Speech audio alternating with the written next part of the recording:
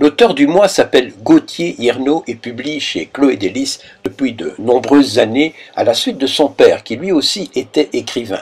Je précise était à l'imparfait car il nous a malheureusement quittés voici 2 ans. Il était temps qu'on le présente à son tour, je parle du fils bien sûr, et pour ce faire, on a confié ce reportage à un autre écrivain, prolifique, lui aussi, quoique dans un autre genre, Alain Magerotte. Le rendez-vous était prévu dans une petite trattoria bruxelloise près de la place du Chapelain, après quoi les 2 compères, qui sont aussi des amis, sont partis tranquillement au domicile de l'intéressé. Je tiens d'abord à te remercier pour cet excellent restaurant que tu m'as fait découvrir, que je ne connaissais pas. Avec plaisir. Et après le plat du mois, nous allons voir l'auteur du jour. Enfin plutôt l'auteur du mois et le plat du jour, il est déjà derrière nous. Alors nous allons commencer avec ton Empire de la Nouvelle Ère. C'est une œuvre que tu as commencée il y a très longtemps. Tu étais encore jeune étudiant. Et beau. Et beau, mais tu es toujours très beau. Merci beaucoup. Et parle-nous un peu de cet Empire de la Nouvelle Ère. Alors l'Empire de la Nouvelle Ère, c'est une suite de 10 ouvrages, dont 5 sont déjà sortis aux éditions Chloé Délices. 5 sont déjà écrits mais pas encore sortis non plus.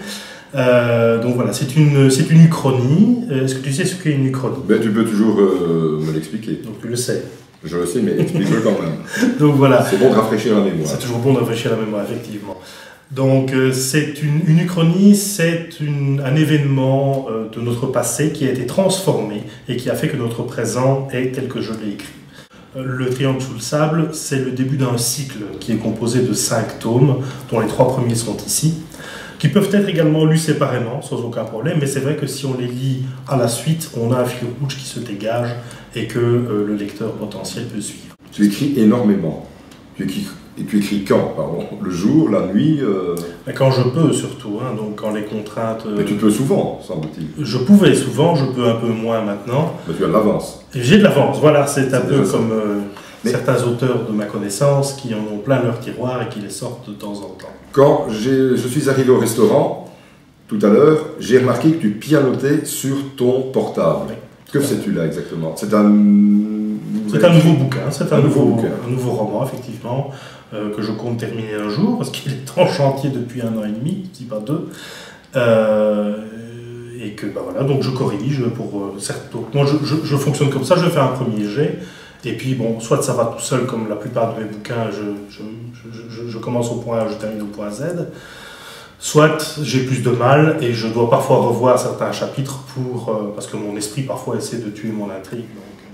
À propos de l'Empire de la Nouvelle Ère, il y a une tentative qui a été tentée, c'est notamment une adaptation en bande dessinée. Tout à fait. On a commencé avec mon ami Olivier Mangin, qui lui a continué et persévéré dans le milieu de la bande dessinée.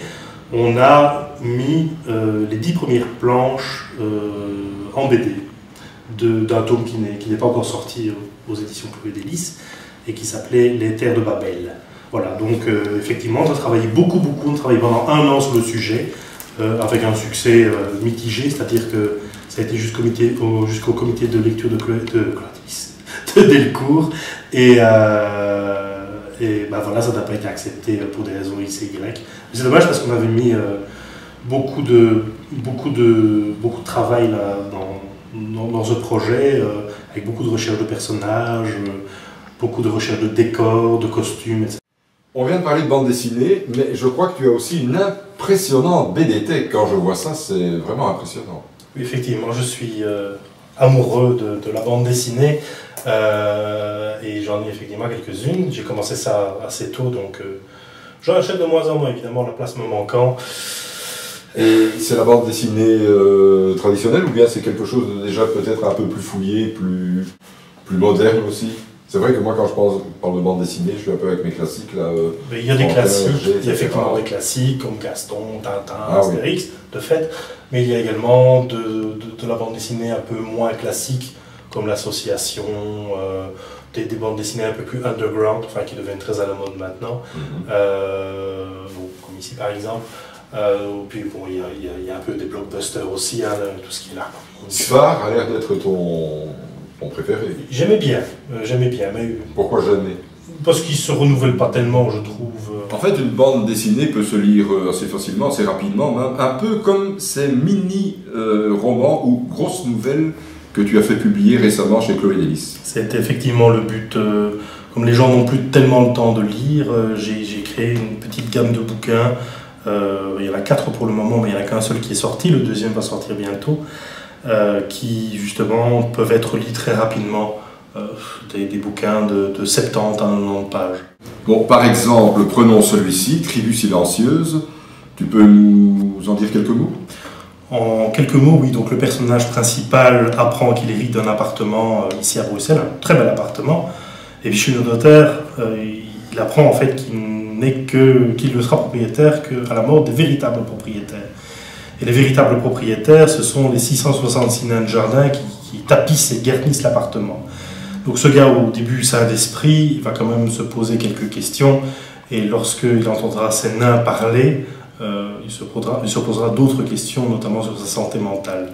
Donc c'est une sorte de conte mi-drôle, mi-dramatique qui m'a beaucoup amusé. Et c'est aussi une bande dessinée à la base. Alors, tu t'es lancé, si je peux dire, dans une nouvelle aventure. Tu t'es fait éditer chez Cactus Inébranlable. Peux-tu nous en dire un petit mot?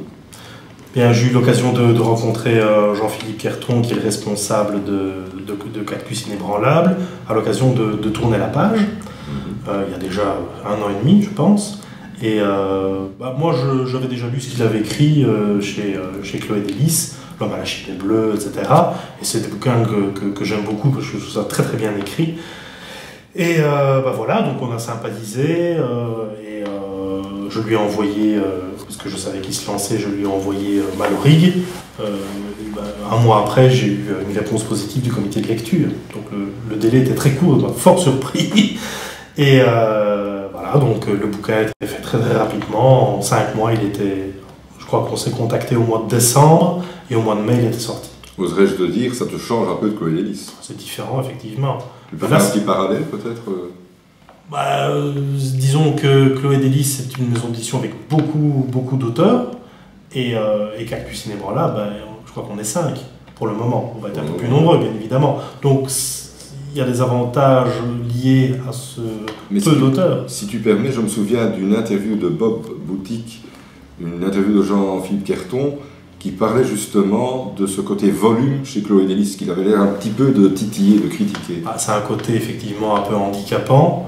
C'est un côté, par contre, très intéressant pour les personnes qui n'ont pas encore publié.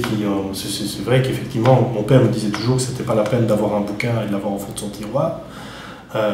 Maintenant, si tu publies, c'est encore mieux, bien évidemment. Mais le volume, effectivement, peut être vu d'une manière positive ou négative. Moi, je l'ai déjà dit plusieurs fois, je trouve qu'il y a beaucoup trop d'auteurs chez Chloé Délice. Ça ne veut pas dire que ça fait de moi quelqu'un d'exceptionnel, quelqu'un de banal, c'est pas ça. Mais peut-être qu'on y gagnerait à avoir effectivement moins de gens. Peut-être que l'éditeur... Et alors, chose surprenante, j'ai vu sur l'actu que tu sortais un nouveau bouquin, mais plus chez Cactus, mais de nouveau chez Chloé Délice, Les Lucioles. Absolument. Pourquoi? Donc c'est un bouquin un peu de la taille de Tribu silencieuse, donc avec le même esprit, petit bouquin court, effectivement. Pourquoi je le sors chez Chloé Délice? Parce que je m'entends bien avec Chloé Délice. Et le manuscrit avait peut-être été envoyé avant? Il avait été effectivement envoyé avant Malorig, et les délais de lecture étant plus longs, Malorig est sorti. On va tout essouffler en fait en arrivant. Ah, c'est joli par ici. Franchement, on est là pour le temps du travail. Mais c'est un très joli coin ici. Ne me dis pas que cet endroit, ne me dis pas que tu n'es jamais venu ici avec ton portable pour écrire. Jamais. Jamais. Jamais. Ça a l'air pourtant d'être un endroit, une source d'inspiration. Malheureusement. Il y a tout, il y a le calme, il y a le contexte, il y a... C'est vrai. Mais malheureusement... Tu préfères le brouhaha d'un restaurant que le calme du parc Tonbosch. Ce que je préfère, c'est ne pas avoir la lumière dans mon écran, parce que sinon je ne vois rien. Et à propos de lire, je dois dire que tes couvertures en général sont réussies. Merci beaucoup. Alors c'est toi en général qui... Oui, tout à fait. Tout à fait. Donc je me suis fait aider sur la première parce que je n'avais pas les bons outils. Et Elles ne sont pas non plus exceptionnelles, mais moi je les aime bien. Si, elles sont très belles en Et, général. Même Tribu Silencieuse qui est d'une sobriété totale, et rien que ce rouge comme ça, avec ce nain qui est... Moi j'aime particulièrement la Novoditsa. C'est une œuvre d'art. C'est une œuvre d'art qui nous vient de ma belle-sœur, qui a peint ce magnifique tableau que je t'ai montré tout à l'heure. Et voilà, donc il a fallu le reproduire et tout. C'était une aventure intéressante. Bon, dis donc, on a beaucoup discuté. Moi, ça me donne un peu soif. T'as pas envie d'aller boire un verre quelque part? C'est une excellente idée. Hein? Qu'est-ce que tu en penses? C'est pas mal. Eh bien, on y va.